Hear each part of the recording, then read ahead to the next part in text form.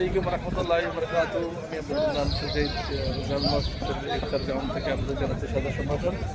আজকে জামিয়াতুল বিদা অর্থাৎ এই বছরের শেষ জুমাতে এসেছি গ্রাউন্ড মসজিদে ইফতার করতে। এখানে দেখেন মানুষ এখনো আসতেছেন, ইফতারের এখন আধা ঘন্টা ইফতারে আসতেছেন। এখানেও জামায়াত হাজার হাজার মানুষ বসে আছেন ইফতারের সামনে নিয়ে। এটা হচ্ছে মসজিদের নর্থ সাইড, অর্থাৎ মেইন এন্ট্রেন্স, এয়ারপোর্টের দিকে এন্ট্রেন্স 4 নম্বর এন্ট্রেন্স দিয়ে যে খালি গ্রাউন্ড আছে, এই গ্রাউন্ডে ওদিকেও আছে আপনার পূর্ব দিকে এবং উত্তর পাশে ফ্যামিলি গ্যাদারিং সহ হাজার হাজার মানুষ এই যুদ্ধকালীন পরিস্থিতিতে এই মানুষের উপস্থিতির কোনো কমতি নেই। ধন্যবাদ জানাই ভারতকে।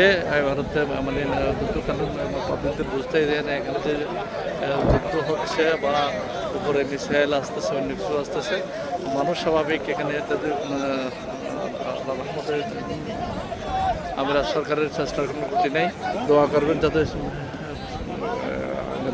নিরাপদে থাকে, আমরা নিরাপদে থাকি। আমরা এখনও ভালো আছি, নিরাপদে আছি। দোয়া করবেন যাতে ভবিষ্যতেও আমরা নিরাপদে থাকি। সবার জন্য আগামী ঈদের শুভেচ্ছা। ঈদ মোবারক।